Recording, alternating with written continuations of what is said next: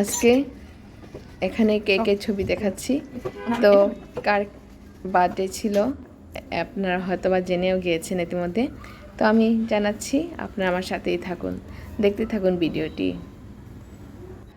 আসসালামু আলাইকুম, জাকিয়া চৌধুরী আছে আপনাদের সাথে। সো দেখতেই পাচ্ছেন এখানে কেক। আলহামদুলিল্লাহ, আজকে আমার বার্থডে ছিল। তো গতকাল রাত আমার ছেলেরা আমাকে সারপ্রাইজ দিয়েছে। রাত 12টার সময় কেক নিয়ে এসে বলছে, আম্মু হ্যাপি বার্থডে টু ইউ। আসলে এর চাইতে বড় পাওয়ার কী হতে পারে? আমার নিজের সন্তানরা এটা যে মনে রেখেছে, এটাই আলহামদুলিল্লাহ। সো দেখতেই পাচ্ছেন আমি দেখিয়ে দিলাম দুপুরে কী রান্না হবে। আর এটা ছিল আমাদের সকালকের নাস্তা, রুটি এবং ডিম ভাজি। প্রতিদিন একই নাস্তা করতে ভালো লাগে না, এক এক দিন এক একটা খাই।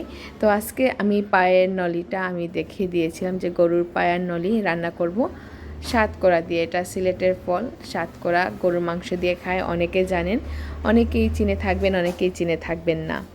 সো এই তো আমি আজকে গরুর পায়া রান্না করব সাতকরা দিয়ে। আর হচ্ছে আমি শসা রান্না করব চিংড়ি মাছ দিয়ে, ছোটো চিংড়ি দিয়ে হচ্ছে আমি শসা রান্না করব। চিংড়ি মাছটাকে আগে হচ্ছে আমি ভেজে নিচ্ছি লবণ হলুদ দিয়ে, দেখতেই পাচ্ছেন অল্প একটু টানিয়ে নিচ্ছি। আর এইদিকে ডালটা বসিয়ে দিয়েছি। তো আমার ডালটাও হতে থাক এবং হচ্ছে ওইদিকে আমার চিংড়ি মাছটাও হয়ে গেল। এখন আমি সাতকরাকে আমি ভালো করে লবণ দিয়ে ধুয়ে নিব কচি দিয়ে। এখানে হচ্ছে শসার তরকারি বাগারটা বসানো হয়েছে। 5 ফোড়ন দিলাম, রসুন পেস্ট দিলাম, ভালো করে এটাকে একটু লাল করে দেন হচ্ছে আমি আদার্স মশলা অ্যাড করব। আর এখানে পায়ের নলিগুলো আমি ভালো করে হলুদ লবণ দিয়ে কচিলিয়ে ভালো করে ধুয়ে নিচ্ছি, যেহেতু ময়লা থাকে। তো একটু বাগার দেওয়ার পর আমি কাটা পেঁয়াজ দিয়ে দিলাম। আমি আবার বাটা পেঁয়াজটাও একটু অ্যাড করব, কারণ এরকম করলে তরকারিটা একটু টেস্ট হয় ভালো। আর শসার তরকারি একটু পাতলা খেতে ভালো লাগে, যেহেতু আমি চিংড়ি দিয়ে রান্না করব। আর এখানে মশলাগুলো খুব পাতলা পাতলা যাবে, বেশি মশলা অ্যাড করা যাবে না।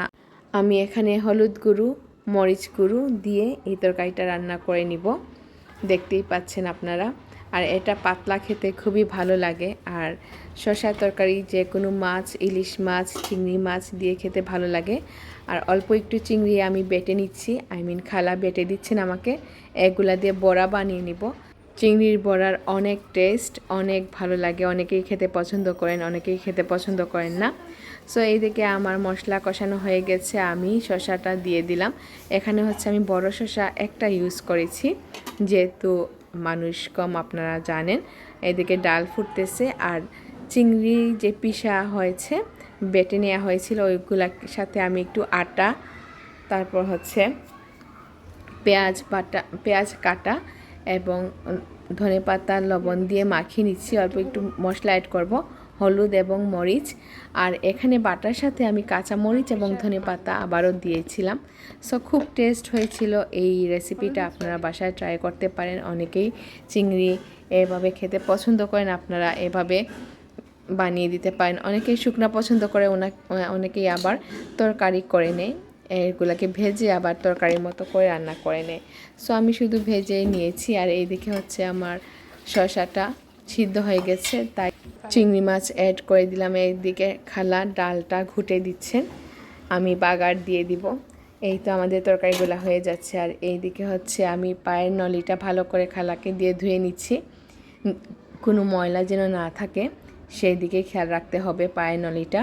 আর এটা হচ্ছে আমি সাতকরা দিয়ে রান্না করবো, আগেই বলেছি। পায়ের নলিটা আমি মাখিয়ে বসিয়ে দিচ্ছি, কাটা পেঁয়াজ, আদা রসুন পেস্ট যা লাগে সব কিছু দিয়ে হচ্ছে আমি এটা মাখিয়ে তারপর হচ্ছে বসিয়ে দিব। এটা 2 দিন জাল দিতে হয়, 2 দিন জাল দিয়ে দিব।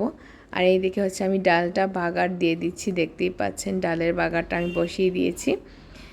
আর ভাত রান্না শেষ আলহামদুলিল্লাহ। এই ছিল হচ্ছে আজকে আমাদের দুপুরের খাবার দাবার। তো দেখতেই পাচ্ছেন আমি নলিটাকে ভালো করে সব মশলা দিয়ে বেশি করে পানি দিয়ে এটা সিদ্ধ বসিয়ে দিব। আর এইদিকে হচ্ছে চিংড়িটা যে বেটে রেখেছিলাম ওইটা ভাজি করে নিব, বড়া বানিয়ে নিব। পেঁয়াজের মতো করে অল্প অল্প করে দিয়ে এটা বড়া বানিয়ে নিব। তো এই তো আজকে ছোট একটা ব্লগ শেয়ার করলাম আপনাদের সাথে। জানি না আমার ব্লগগুলো আপনাদের কেমন লাগে, যদি ভালো লাগে অবশ্যই লাইক কমেন্ট করে জানাবেন, অবশ্যই শেয়ার করে দিবেন। আর পানি জাতীয় তরকারি যেমন লাউ, শসা, পেঁপে এগুলাতে ধনেপাতা না হলে ভালো লাগে না। সো দেখতেই পাচ্ছেন আমার ফাইনাল লুক, আর এটারও ফাইনাল লুক দেখতে পাচ্ছেন। এটা অল্প আছে, ভিতরটা করে নিতে হয়, খুব মুচমুচা হয়। তো এখনও আমি মশলা দিচ্ছি পায়ের নলিতে দিয়ে, এটা 2 দিন সিদ্ধ দিব। দেন হচ্ছে আমি সাতকরা দিয়ে এটা বাগার দিয়ে দিব। সাতকরা হচ্ছে যখন নলিটা অল্প একটু সিদ্ধ হয়ে আসবে তখন সাতকরা দিতে পারেন, আবার আপনার বাগারের সাথেও দিতে পারেন।